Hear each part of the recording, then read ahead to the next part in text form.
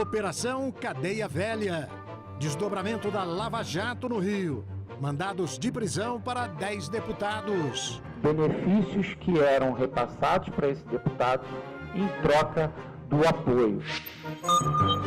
Esquema de corrupção era comandado pelo ex-governador Sérgio Cabral, o mensalinho carioca. E tentou enfrentar a polícia que está aqui. Novo governo. Promessa de Jair Bolsonaro. Abrir a caixa preta do BNDES. Na calçada da fama, Kirk, de 101 anos, acompanha o filho Michael Douglas. Atirador deixa mortos e feridos num bar da Califórnia. Começa agora RB Notícias, com Hermano Hennig e Camila Smith.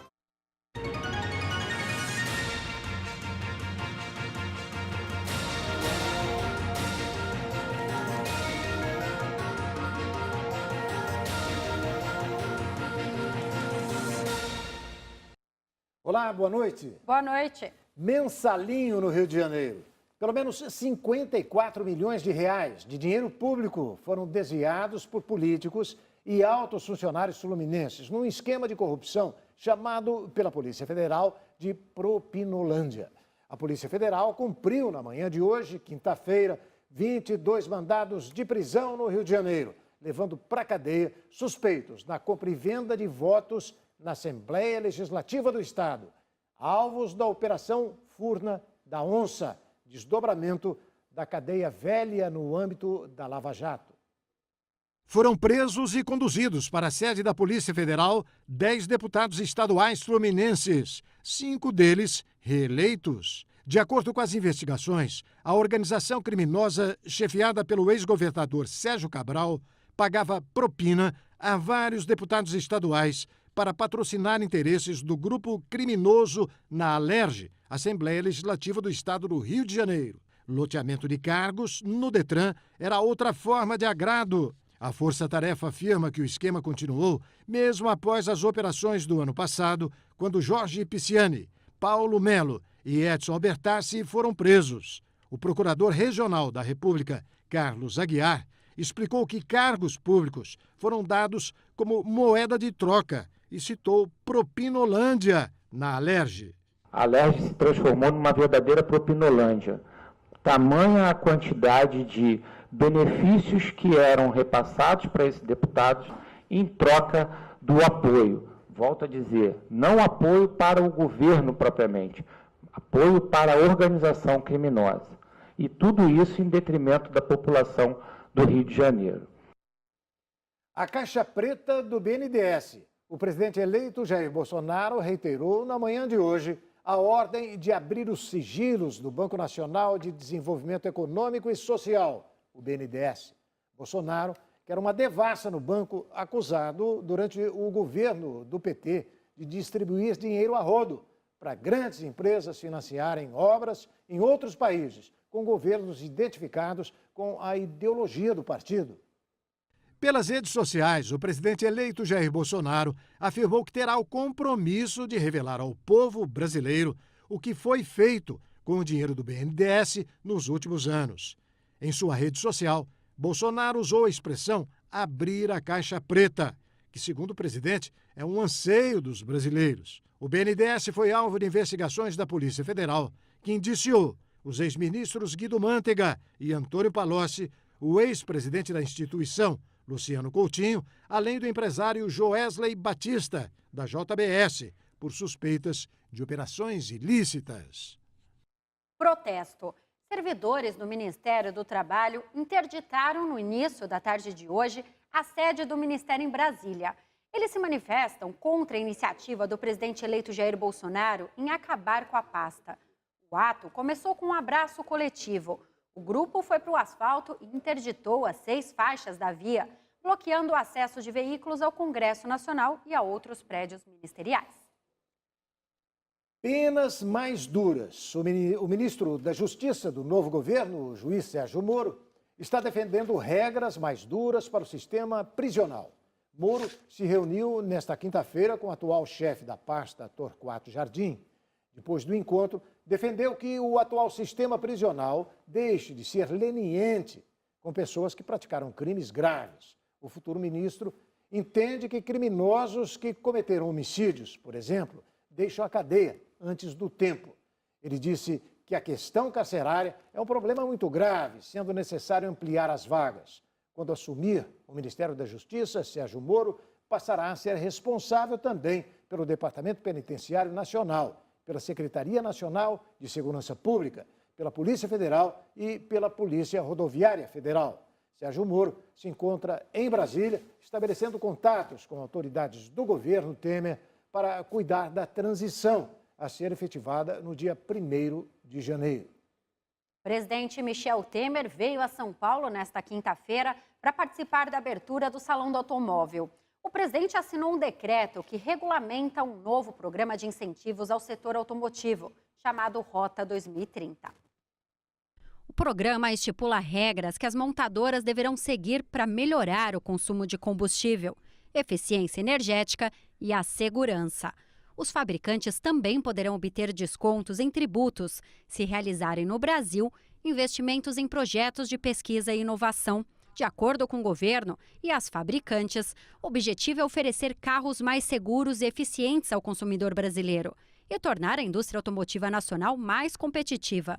A principal medida do novo regime é a concessão de até R$1,5 bilhão por ano de crédito tributário à indústria, caso as montadoras participantes do Rota 2030 investam pelo menos R$5 bilhões ao ano em pesquisa e desenvolvimento. O presidente da Associação Nacional de Fabricantes de Veículos Automotores acredita que a medida é positiva para o país. O Rota 2030, que privilegia o investimento em pesquisa e desenvolvimento, ele abre uma oportunidade para a gente encontrar as melhores alternativas para o nosso país. Pelos cálculos do governo, a renúncia total da receita deverá ser da ordem de R$2 bilhões e 113 milhões para 2019, mas a medida não terá impacto neste ano. Trabalhamos muito nesse programa porque a gente acredita muito nele, que é um programa bom para o país. Ele traz um incentivo à pesquisa e desenvolvimento. Nós queremos não só, eu sempre falo, não adianta, um mercado grande nós vamos ter, o Brasil tem a vocação de ter um grande mercado,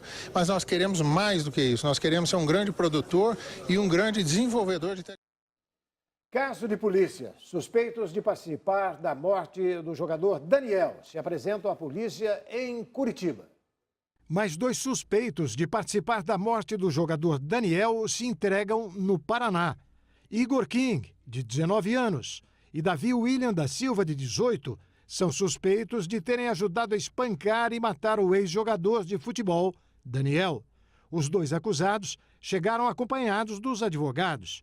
Trata-se de prisão temporária, que vale por 30 dias. Os 2 suspeitos estavam no carro que levou o jogador até a área rural de São José dos Pinhais. Eles dizem que não participaram da morte de Daniel. Ao todo, são 6 pessoas já presas, incluindo o assassino confesso, Edson Brits. A polícia do Paraná quer ouvir alguns parentes do jogador para esclarecer o caso.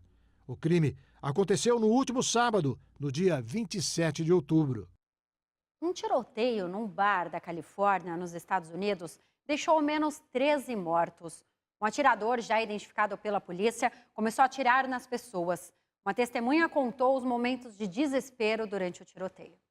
Um atirador invadiu uma casa noturna na Califórnia na noite de ontem, deixando mortos e feridos. De acordo com a polícia, 13 pessoas morreram, entre elas o suspeito e um policial acionado para atender a ocorrência. Cenas de pânico foram relatadas por quem estava no Borderline Bar e Grill. Uma testemunha viu o momento em que o agressor entrou no local. Ele disse que viu um homem entrar com uma roupa preta, um pequeno disfarce como óculos e camisa preta. Depois ele sacou uma arma e começou a atirar. Os 2 primeiros tiros foram numa garota que estava trabalhando na recepção. O agressor foi identificado como Ian David Long, um ex-soldado de 28 anos. Ele disse que durante o tiroteio se arrastou para a saída lateral. Quando viu a porta aberta, começou a correr e, ouvindo os tiros atrás dele, não sabia a direção das balas. Ele correu até chegar no carro. As autoridades não sabem ainda se a ação teve motivação terrorista. Kirk Douglas, com 101 anos, assiste comovido a homenagem ao seu filho Michael na calçada da fama em Hollywood. Veja depois do intervalo. Voltamos já.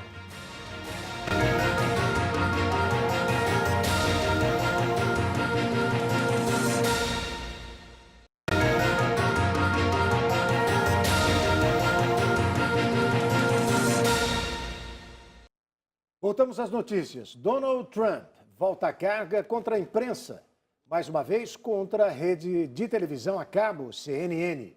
A Casa Branca anunciou a suspensão da credencial do repórter Jim Acosta, depois de uma intensa discussão com o presidente americano, durante entrevista coletiva.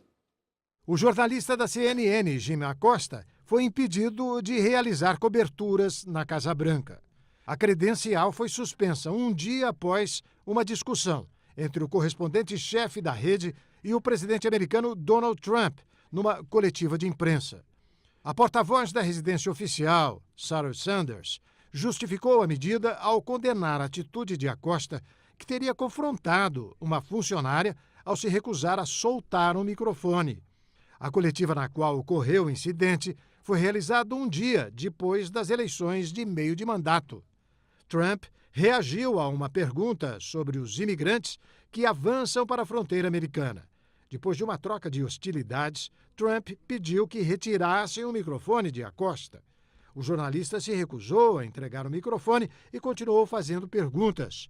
Durante a coletiva, Trump também silenciou outra jornalista da rede CNN. A CNN, por sua vez, acusou a administração de Trump de ameaça à democracia e acusou também a porta-voz da presidência de mentir na justificativa do descredenciamento. Telefones celulares, cybercafés e até um serviço da Cruz Vermelha. A tecnologia tornou-se aliada de milhares de imigrantes da América Central que atravessam o México rumo aos Estados Unidos. O RB Notícias mostra agora uma reportagem especial com os integrantes do grupo de andarilhos. Por celular e internet, imigrantes da América Central no México mantêm contato com familiares. Dezenas se enfileiravam para usar o serviço da Cruz Vermelha, que permite ligações curtas para informar onde e como estão os viajantes. Falamos nos pontos de encontro, por exemplo, aqui é o ponto de encontro de todos os migrantes. Nos comunicamos aqui e antes de sairmos dizemos, vamos lá, espere a ligação, estamos bem. Outros migrantes deixam abrigo para bairros próximos para encontrar um cybercafé. Eu não me importo que seja apenas pela internet, é mais fácil para mim. Agora eu vou procurar um local de acesso e dizer à minha família para onde vou e como estou de saúde. Segundo a Comissão de Direitos Humanos local, cerca de 5.500 migrantes chegaram à capital mexicana. Eles seguiam para os Estados Unidos, onde buscam um futuro melhor, diante da violência e da falta de oportunidades em Honduras. 2 outras caravanas passam pelo México, seguindo o caminho marcado pelo primeiro grupo. Vamos agora ao giro de notícias internacionais, que começa com uma trombada de navios no Mar do Norte. Um navio da Marinha norueguesa colidiu com um petroleiro maltês no oeste da Noruega. O acidente ocorreu durante a madrugada, na qual as 137 pessoas a bordo retornavam de exercícios da junta Tridente da OTAN. O impacto da colisão deixou 8 pessoas feridas levemente. O navio-tanque de 62 mil toneladas com a bandeira de Malta sofreu apenas um pequeno dano e nenhuma das 23 pessoas a bordo ficaram feridas. Segundo a administração costeira da Noruega, o acidente foi causado por causa de um rompimento de tanque de combustível para helicópteros transportado pelo navio. 3 semanas depois do governo do Canadá ter aprovado o consumo de maconha para fins recreativos, a escassez do produto está levando alguns consumidores frustrados a procurar o mercado negro. Segundo o departamento responsável pela saúde pública daquele país, dos 132 produtores aprovados pelo governo para fornecer maconha a varejistas, 78 até agora foram licenciados para vender a cannabis. Nova Delhi amanheceu coberta por uma nuvem de poluição após o lançamento de milhares de fogos de artifício num festival de luzes. O pico de contaminação ocorreu após a celebração. Para tentar limitar seu efeito na qualidade do ar, este ano O Supremo Tribunal da Índia só autorizou a venda de fogos considerados limpos. Nova Delhi é uma das cidades mais poluídas do mundo e a qualidade do ar geralmente piora nesta época do ano por causa do frio e a falta de vento, além das queimadas em regiões próximas. E aqui no Brasil, o tempo continua nublado, com chuva e parece que o negócio não vai melhorar tão já, né? Por isso, vamos conversar agora com a Desirê Brant para entender o que está acontecendo. Olá, Desirê, conta pra gente. Oi, Camila. Oi, Hermano. Temos uma nova frente fria na altura do Sudeste e ela é a responsável pelo tempo nublado, com chuva, muito vento, também com sensação de frio em pleno mês de novembro em alguns lugares. Amanhã, sexta-feira, o sistema continua seu avanço pela costa da região e deverá organizar ainda nuvens de chuva desde a costa do próprio sudeste do Brasil até parte da região norte. A chuva mais pesada será registrada entre Minas, Goiás e norte de São Paulo. Também deverá chover e a qualquer hora entre o leste de Santa Catarina e o Paraná, onde a temperatura segue baixa. Agora, nas outras áreas da região sul, a sexta-feira promete sol e até calor à tarde. O dia vai começar com 17 graus em Porto Alegre e à tarde vai fazer 30 graus. Em Manaus, a temperatura vai chegar aos 37 graus amanhã à tarde. Em São Paulo, a temperatura ainda não sobe muito, a sexta-feira vai ser um dia nublado, com chuva fraca, mas a qualquer hora, e a máxima prevista é de 23 graus. Só no fim de semana é que volta a esquentar em São Paulo, mesmo com a possibilidade de chuva. Em Brasília, tempo carregado com chuva a qualquer hora e a máxima não vai passar dos 22 graus. Salvador, só chuva bem rapidinha e a máxima prevista é de 32 graus. Em Curitiba ainda chove na sexta e no sábado. Domingo e segunda-feira terão um tempo mais firme e temperaturas mais altas. Amanhã a máxima não passa dos 20 graus, mas na segunda-feira vai chegar aos 28 graus. Futebol. Vejam só que notícia. Justiça penhora a taça do Mundial do Corinthians. O juiz Luiz Fernando Nardelli, da Terceira Vara Civil de São Paulo, expediu hoje um mandado de penhora e avaliação da Taça do Mundial de Clubes de 2012. Trata-se de uma decisão favorável ao Instituto Santanense de Ensino Superior, que desde 2008 cobra do Corinthians uma dívida de 2 milhões e 480 mil reais. Um oficial de justiça deve ir ao clube avaliar o valor da taça. O clube segue com a posse da taça por enquanto, mas não poderá vendê-la e nem fazer nada com ela. A taça vai a leilão judicial. Em 2008, a faculdade processou o clube, dizendo que dificultava o acesso a alunos e funcionários no campus do Parque São Jorge, em 2010. Na primeira decisão, o Corinthians foi condenado. Como a dívida não foi paga, o santanense continuou e desta vez paga ou fica sem a taça. Incrível isso aí, não é? Fernando Vanucci agora com as notícias nacionais e internacionais dentro das quatro linhas. É isso aí, Vanucci. Boa noite, alô você. Chegando a todo vapor com o esporte nesta quinta-feira. Se liga aí. O Atlético Paranaense conseguiu uma importante vitória na partida de ida das semifinais da Sul-Americana. Na Arena da Baixada venceu o Fluminense 2-0 e assim leva uma boa vantagem para o jogo de volta no próximo dia 28, 9h45 da noite no Maracanã. O Furacão fez 1-0 aos 18 primeiro tempo. Depois do intervalo, o ritmo caiu um pouco, mas o Atlético queria o segundo. 32 minutos, 2-0. Olha aí, Bruno Guimarães acionou o Renan Lodge. Ele levantou a cabeça, cruzou na medida para Rony. Na segunda trave, Rony mandou de cabeça para o chão, sem chances para o Júlio César, que aliás jogou demais ontem. Impediu uma goleada do Furacão. Na volta, o Fluminense terá de vencer por 3 ou mais gols de vantagem para ir à final. Um novo 2-0, desta vez para o Flu, levará a decisão da vaga para a disputa dos pênaltis. Destaco aqui os gols do empate entre Napoli e Paris Saint-Germain em Nápoles, no sul da Itália. Mbappé passou para Bernard, ele completou para o gol pouco antes do intervalo, em jogada que também teve a participação de Neymar. PSG 1-0.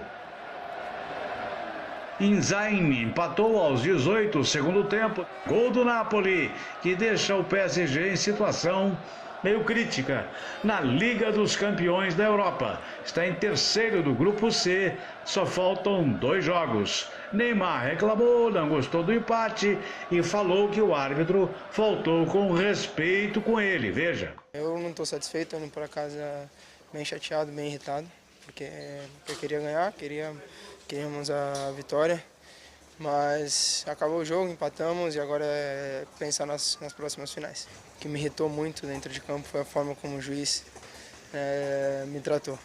Acho que foi uma falta de respeito no que ele falou para mim, por isso que eu acabei perdendo um pouco do controle. Tite não terá Felipe Coutinho nem Marcelo para os amistosos contra Uruguai e Camarões, dia 16 e 20 de novembro. Os dois estão lesionados, mas até agora o treinador não convocou ninguém para substituí-los. A apresentação começa no próximo domingo em Londres. Gente, obrigado, hein? Valeu mesmo. Até amanhã, irmão, Camila. E Michael Douglas recebe a estrela na calçada da fama. O vencedor do Oscar de melhor ator por seu papel no filme Wall Street estava acompanhada pelo pai e pela esposa. O ator americano Michael Douglas inaugurou sua estrela na calçada da fama de Hollywood, em homenagem aos seus 50 anos no mundo do entretenimento. O astro americano foi receber a honra junto ao pai, de 101 anos, o lendário ator Kirk Douglas, e de sua esposa, a atriz Catherine Zeta-Jones. O ator, de 74 anos, ficou emocionado e garantiu ao pai que sua presença significava muito para ele. Também estava presente Jane Fonda, com quem Douglas estrelou o drama Síndrome da China em 1979, sobre um acidente em uma usina nuclear. Douglas ganhou seu primeiro Oscar em 1976, quando produziu Um Estranho no Ninho, o primeiro filme que ganhou 5 prêmios mais importantes: melhor filme, diretor, ator, atriz e roteiro. Mais tarde, em 1988, Douglas foi reconhecido pela Academia como melhor ator, graças ao seu papel no filme Wall Street. Acompanhe agora o resumo das notícias que você viu nesta edição. Operação Cadeia Velha. Desdobramento da Lava Jato no Rio. Mandados de prisão para 10 deputados. Esquema de corrupção era comandado pelo ex-governador Sérgio Cabral. O mensalinho carioca. Novo governo. Promessa de Jair Bolsonaro. Abrir a caixa preta do BNDES. Na calçada da fama. Kirk, de 101 anos, acompanha o filho Michael Douglas. Atirador deixa mortos e feridos num bar da Califórnia. E o RB Notícias de hoje fica por aqui. Uma boa noite para você. Boa noite.